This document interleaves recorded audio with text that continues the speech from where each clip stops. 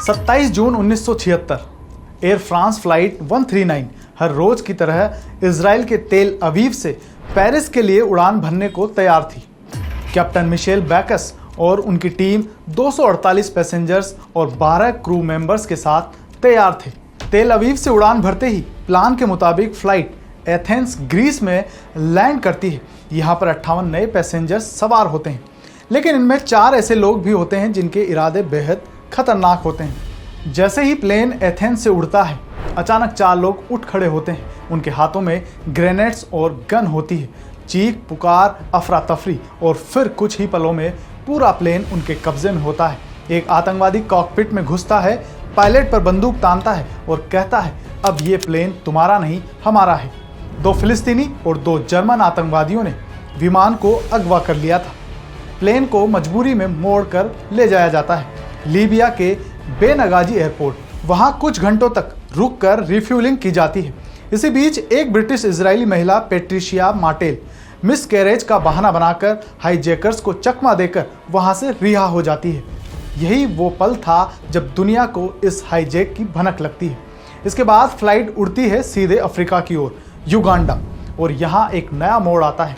Plane रात 3 बजे Uganda के एंटेबी एयरपोर्ट पर लैंड करता है।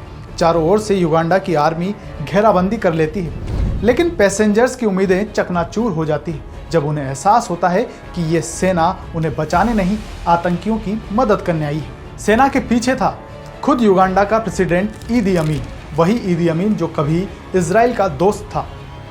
यह वही ईदी अमीन था जिसे एक समय इजराइल ने ट्रेनिंग दी थी, लेकिन अब बन चुका था उसका सबसे बड़ा दुश्मन। यही वजह थी कि आतंकियों को पूरा सपोर्ट दिया गया, सिक्योरिटी, सुविधा और आज़ादी।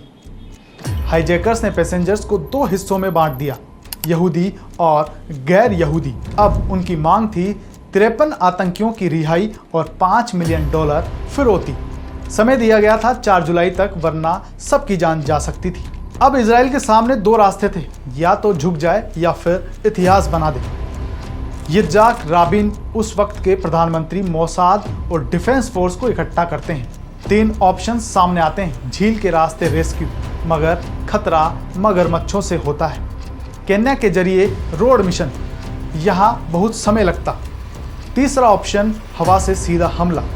इजराइल ने तीसरा ऑप्शन चुना, ऑपरेशन थंडरबोल्ट। रात के अंधेरे में इजराइल की साइरेट मटकल कमांडो यूनिट प्लेन में सवार होती है। लीडरशिप कर रहे थे योनी नेतन्याहू, वर्तमान प्रधानमंत्री बेंजामिन नेतन्याहू के बड़े भाई। रास्ते में केन्या की मदद ली जाती है। नैरोबी में रिफ्यूलिंग होती है। मिशन अब आखिरी दौर में है। 4 जुलाई की रात अंधेरे में 2 हरक्यूलिस एयरक्राफ्ट एंटेबी एयरपोर्ट पर उतरते हैं। कमांडोज पहले एयरपोर्ट के पुराने टर्मिनल की तरफ बढ़ते हैं, वही जगह जहां बंधकों को रखा गया था। 20 मिनट में 8 आतंकी मारे जाते हैं। 102 बंधकों को सुरक्षित बाहर निकाला जाता है। इस ऑपरेशन को लीड कर रहे योनातान नेतन्याहू इस मिशन में शहीद हो जाते हैं। यह मिशन इतिहास बन गया, ऑपरेशन थंडरबोल्ट, या जिसे आज ऑपरेशन एंटेबी के नाम से जाना जाता है। दुनिया के सबसे सफल रेस्क्यू ऑपरेशन में से एक बना।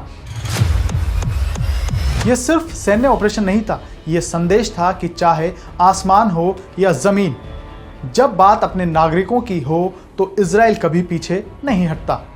कमेंट में बताइए, क्या आज भी ऐसा मिशन मुमकिन है?